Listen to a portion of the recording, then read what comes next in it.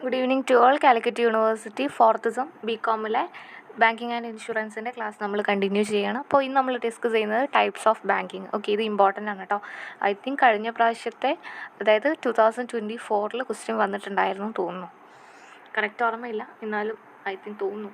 ഇനി അതിൽ ഫസ്റ്റ് പറയുന്നതാണ് ടൈപ്സ് ഓഫ് ബാങ്കിങ് ആണ്. അതിൽ ഫസ്റ്റ് പറയുന്ന ബാങ്കിങ് ആണ് unit banking. Okay, unit banks are independent one office bank. അതായത് യൂണിറ്റ് ബാങ്ക് എന്ന് പറയുമ്പോൾ ഇൻഡിപെൻഡൻ്റ് ആയിരിക്കും, അതുപോലെ തന്നെ one office banks. Okay, unit bank refers to a banks that is a single usually small bank that provide financial services to its local community. അതായത് local കമ്മ്യൂണിറ്റിക്ക് financial service provide ചെയ്യുന്നതിന് വേണ്ടിയിട്ടുള്ള ഒരു സ്മോൾ ബാങ്ക്, അതാണ് എന്ത് പറയുന്നത്, നമ്മുടെ ഈ ഒരു യൂണിറ്റ് ബാങ്കിങ് എന്ന് പറയുന്നത്. Okay, a unit bank is independent and does not have any connecting banks. അതായത് യൂണിറ്റ് ബാങ്ക് എന്ന് പറയുമ്പോൾ എന്താണ്, അതൊരു ഇൻഡിപെൻഡൻ്റ് ആയിരിക്കും, അതിന് എന്തുണ്ടായിരിക്കില്ല, കണക്റ്റിംഗ് ബാങ്ക്സ് ഉണ്ടായിരിക്കില്ല എന്നാണ് പറയുന്നത്. അതാണ് യൂണിറ്റ് ബാങ്കിങ്ങിനെ കുറിച്ചിട്ട് പറയാനുള്ളത്. പിന്നെ നെക്സ്റ്റ് പറയുന്നതാണ് ബ്രാഞ്ച് ബാങ്കിങ്. ബ്രാഞ്ച് ബാങ്കിങ് എന്ന് പറയുമ്പോൾ അവിടെ എന്താണ്, ഒരു വലിയൊരു ബിഗ് ബാങ്ക് ഉണ്ടായിരിക്കും, അതിൻ്റെ അണ്ടറിൽ ഒരുപാട് ഡിഫറെൻ്റ് ആയിട്ടുള്ള ബ്രാഞ്ചസ് ഉണ്ടായിരിക്കും, അതാണ് അത് പറയുന്നത്. Branch banking is the most prevalent banking system in the majority of the countries. Under this system, a big bank has number of branches in different parts of the country and even many branches within a cosmopolitan city like Mumbai, Kolkata, Chennai or New Delhi. അതാണ് എന്ത് പറയുന്നത്, branch banking എന്ന് പറയുന്നത്.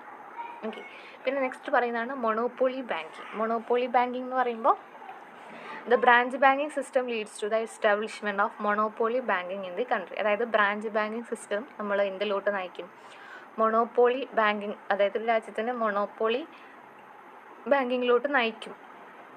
when a few big banks open branches in all parts of the country, they limit competition in banking and ultimately lead to the establishment of monopoly in the banking industry. Okay, പിന്നെ next പറയുന്നതാണ് group banking. Group banking എന്ന് പറയുമ്പോൾ group banking is the part of USA banking system. USA banking സിസ്റ്റത്തിൻ്റെ ഒരു പാർട്ടാണ് എന്ത് പറയുന്നത്, group banking എന്ന് പറയുന്നത്. It is A type of multiple office banking consist of 2 or more banks under the control of holding company. അതായത് ഒരു holding company ഉണ്ടായിരിക്കും, ആ ഹോൾഡിംഗ് കമ്പനിയുടെ കൺട്രോളിലായിരിക്കും 2 അതിലധികമോ ഉള്ള എന്ത് പറയുന്നത് ബാങ്ക്സ് എന്ന് പറയുന്നതാണ് ഗ്രൂപ്പ് ബാങ്കിങ് എന്ന് പറയുന്നത്.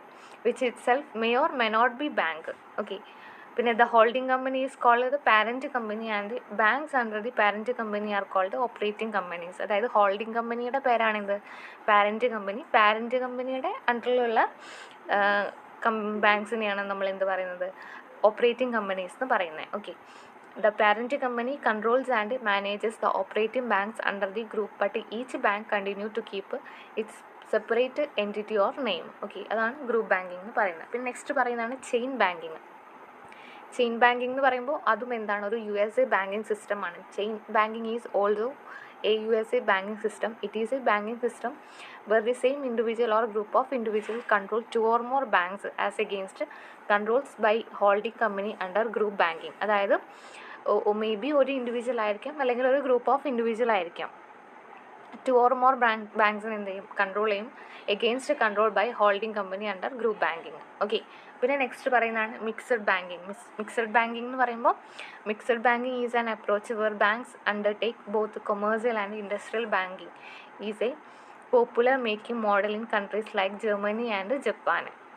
Okay, mixed banking basically stands for a combination of 2 pure banking model like commercial banking and investment banking in different proportion. അതായത് മിക്സഡ് ബാങ്കിങ് എന്ന് പറയുമ്പോൾ നമ്മുടെ കൊമേഴ്സ്യൽ ബാങ്കിങ്ങിൻ്റെയും അതുപോലെ തന്നെ ഇൻവെസ്റ്റ്മെൻറ്റ് ബാങ്കിങ്ങിൻ്റെയും ഒരു പ്രൊപ്പോർഷൻ, അതായത് അതിൻ്റെ രണ്ടിൻ്റെയും കൂടെ ഒരു കൂടിച്ചേരൽ. കാരണം കൊമേഴ്സ്യൽ ബാങ്ക് എന്ന് പറയുമ്പോൾ എന്താണ്,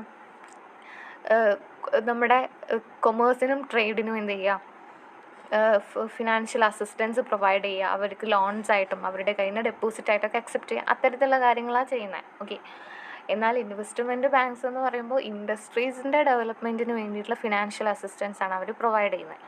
അപ്പോൾ അത് രണ്ടും കൂടെ ചെയ്യുന്നതാണ് എന്ത് പറയുന്നത്, നമ്മുടെ മിക്സഡ് ബാങ്കിങ് എന്ന് പറയുന്നത്. ഓക്കെ, പിന്നെ നെക്സ്റ്റ് പറയുന്നതാണ് correspond banking. Correspond banking is again an important feature of USA banking system. USA banking സിസ്റ്റത്തിൻ്റെ ഒരു ഇമ്പോർട്ടൻറ്റ് ഫീച്ചേഴ്സാണ് എന്ത് പറയുന്നത്, കറസ്പോണ്ടിങ് ബാങ്കിങ് എന്ന് പറയുന്നത്. The USA is geographically a very big country where there are thousands of banks which operate in restricted areas. The various types of banks are able to operate efficiently through an correspondent relationship with another. അതാണ് correspondent banking. അപ്പോൾ നിങ്ങൾ എല്ലാം പഠിച്ച് വെക്കണമെന്നൊന്നും ഞാൻ പറയില്ല. എന്നാലും unit banking, branch banking, monopoly banking, group banking, chain banking, mixed banking, ഇത് may be shortest ആയിട്ട് വരാൻ സാധ്യതയുണ്ട് 5 മാർക്കിൻ്റെ ക്വസ്റ്റ്യനായിട്ട്.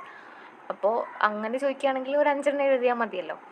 അങ്ങനെയാണെങ്കിൽ ആ ഒരു 5 നിങ്ങൾ പഠിച്ച് വെക്കുക. പിന്നെ ഈ കറസ്പോണ്ടൻറ്റ് ബാങ്കിങ് ഒക്കെ എന്താണെന്ന് ചോദിച്ചു കഴിഞ്ഞാൽ, അതായത് 2 മാർക്കിൻ്റെ ക്വസ്റ്റ്യനൊക്കെയാണ് വരുന്നതെന്നുണ്ടെങ്കിൽ അത് നിങ്ങൾക്ക് എഴുതാൻ നിങ്ങൾ ക്യാപ്പബിൾ ആയിരിക്കണം. അതെല്ലതും കേട്ടോ, അതായിട്ടല്ല. ഇപ്പോൾ മിക്സഡ് ബാങ്കിങ് എന്താണെന്ന് ചോദിച്ചാലും ചെയിൻ ബാങ്കിങ് എന്താണെന്ന് ചോദിച്ചാലും 2 മാർക്കിൻ്റെ ക്വസ്റ്റ്യൻ ചോദിച്ചു കഴിഞ്ഞാൽ അത് നിങ്ങൾ എഴുതാൻ ക്യാപ്പബിൾ ആയിരിക്കും. ഓക്കെ, അപ്പോൾ അത്തരത്തിലുള്ള വിധത്തിലെല്ലാം പഠിച്ച് വയ്ക്കുക ഇമ്പോർട്ടൻ്റ് ആണ്. അപ്പോൾ ഇത്രയും പറഞ്ഞതിൽ വല്ല ഡൗട്ട്സ് ഉണ്ടെങ്കിൽ കമൻറ്റ് ചെയ്യുക. നിങ്ങൾ നിങ്ങളുടെ ഫ്രണ്ട്സിനൊക്കെ ഷെയർ ചെയ്ത് കൊടുക്കുക. പിന്നെ ഈ നോട്ട്സ് ഞാൻ വേണമെന്നുണ്ടെങ്കിൽ നിങ്ങൾ പറയുകയാണെങ്കിൽ ഞാൻ ടെലഗ്രാമിൽ അപ്ലോഡ് ചെയ്യും, ഫസ്റ്റ് ചാപ്റ്റർ കംപ്ലീറ്റ് ആയിട്ട്. ഓക്കെ, അപ്പോൾ നിങ്ങൾ ആ ടെക്സ്റ്റ് ബുക്കിൻ്റെ ആ PDF ഒന്ന് വായിച്ചാൽ മതി.